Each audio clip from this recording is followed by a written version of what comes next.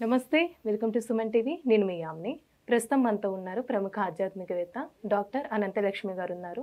అమ్మతో మాట్లాడి మనకున్న సందేహాల గురించి అడిగి తెలుసుకుందాం. నమస్తే అమ్మా. నమస్తే అమ్మా. అమ్మ, ఇప్పుడు శ్రావణ మాసంలో మీరు చెప్పారు సోమవారం చాలా ప్రాధాన్యత ఉంటుంది అని.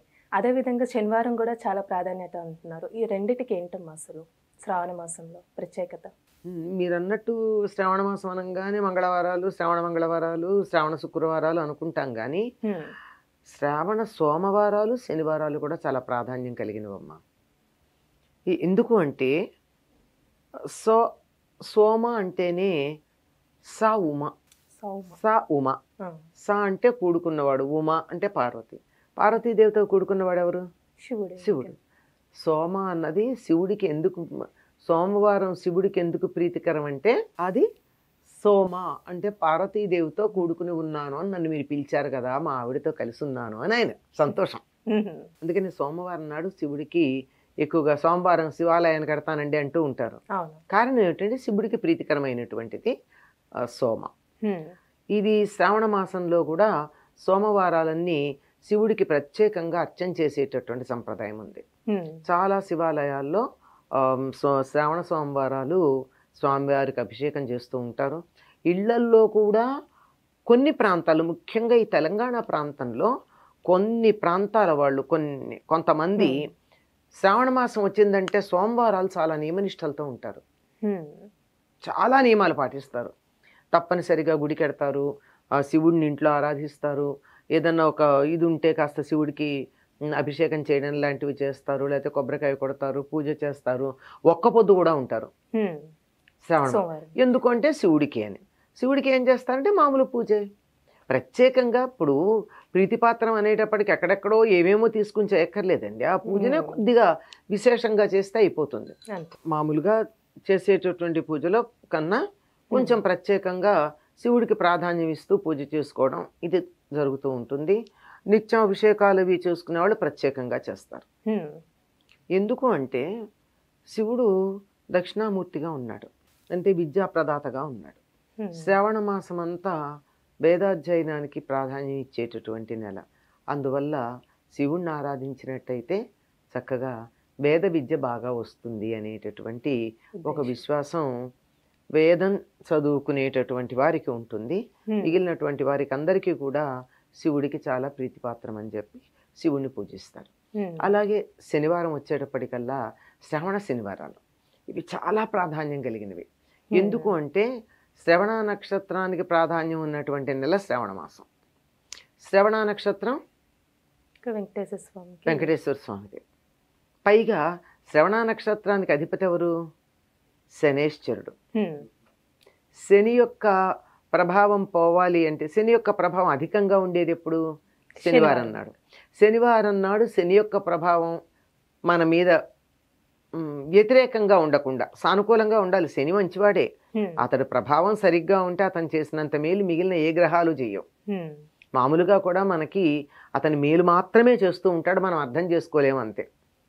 అలర్ట్ చేస్తున్న పిల్లల్ని నువ్వు చెయ్యొద్దు అంటే అమ్మ మీద కోపం వచ్చినట్టు మనం చేసే చెడ్డ పనులను ఎప్పటికప్పుడు సరిచేస్తూ ఉంటాడు గనక శనేశ్వరుడు అంటే మనకు కొద్దిగా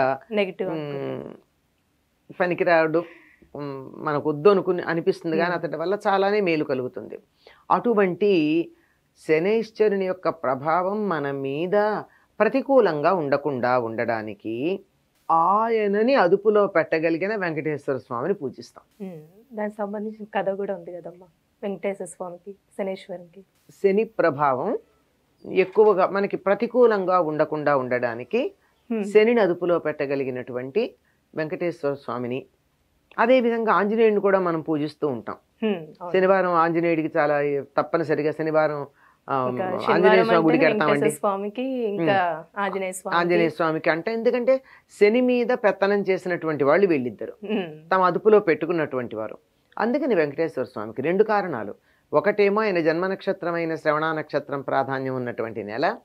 రెండవది శనివారం అనేటప్పటికల్లా శని యొక్క ప్రభావాన్ని పోగొట్టడం కోసం, శని యొక్క ప్రభావం ప్రతికూలంగా మన మీద లేకుండా ఉండడం కోసం వెంకటేశ్వర స్వామిని ఆరాధించటం అన్నది ఉంది. ఈనాడు ప్రత్యేకంగా వెంకటేశ్వర స్వామిని ఆరాధించటం అంటే ఈ ప్రాంతాల్లో అంతా కూడా ఏం చేస్తారంటే ఇంట్లో కొంచెం అధికంగా పూజ చేసుకుని ఇంట్లో మా వెంకటేశ్వర స్వామికి ప్రత్యేకంగా పూజ చేసి చుట్టుపక్కల వాళ్ళందరికీ లేదా తమ ఇంటికి వచ్చినటువంటి వాళ్ళకి తాంబూలాలు ఇస్తారు. అంటే వరలక్ష్మి వ్రతానికిను మంగళగౌరి వ్రతానికి మనం పిలిచి పేరంటంగా పిలిచి చేస్తాం. అట్లా కాకుండా వీళ్ళు ఇంటికి వచ్చిన వాళ్ళకన్నా ఇస్తారు, లేకపోతే పక్కింటికి వెళ్ళి శ్రావణ శనివారం అండి అని తాంబూలం ఇచ్చేస్తారు. అంటే శ్రావణ మాసంలో తాంబూలాలు పంచడం అన్నది ఆడవాళ్ళకి చాలా శ్రేయస్కరమైన సంగతి ఇక్కడ కూడా తెలుస్తూనే ఉంది. అట్లా వెంకటేశ్వర స్వామికి ప్రీతిపాత్రం అనే ఈ శనివారాల్ని ప్రత్యేకంగా చేస్తూ ఉంటారమ్మా. అమ్మ, మీరు అన్నారు శ్రవణ నక్షత్రంలో వెంకటేశ్వర స్వామికి అయితే కళ్యాణం చేస్తారని. ఇప్పుడు పెళ్లి కాని వాళ్ళ కళ్యాణం చూసినా కూడా పెళ్ళే ఇద్దని అంటారు, నిజమేనా? అట్లా చూసినా అంటే అమ్మ ఏ కళ్యాణం చూసినా అవుతుందమ్మా. సీతారామ కళ్యాణం కావచ్చు, వెంకటేశ్వర స్వామి కళ్యాణం కావచ్చు, ఇంకా ప్రత్యేకంగా ఏదో మురమళ్ళలో భద్రకాళి కళ్యాణం కావచ్చు, ఏదైనా ఒక కళ్యాణాన్ని చూస్తే ఏమవుతుందంటే ఈ పెళ్లి కాని వాళ్ళకు కూడా వివాహం చేసుకోవాలన్న కోరిక కలుగుతుంది. ఆ కోరిక కలిగేటప్పటికి తప్పనిసరిగా జరుగుతుంది. సాధారణంగా అవ్వకపోవడానికి కారణం ఏంటంటే వీళ్ళకి మనస్సుల్లో తీవ్రమైనటువంటి కోరిక ఉండదు వివాహం చేసుకోవాలని, అందువల్ల జరగదు. ఎప్పుడైతే అటువంటిది కలుగుతుందో దాంతో పాటుగా ఏమైనా గ్రహ సంబంధమైనటువంటి తేడాలు ఉంటే అవి కూడా ఆ సందర్భంగా పోతాయి గనక తప్పనిసరిగా అవుతుందమ్మా. అసలు వెంకటేశ్వర స్వామికి ముడుపు కట్టుకుంటేనే అవుతుంది.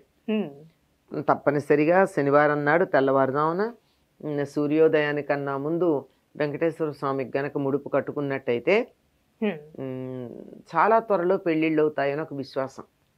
ముడుపు అంటే అందులో ఏ విధంగా అమ్మా? ఏ విధంగా?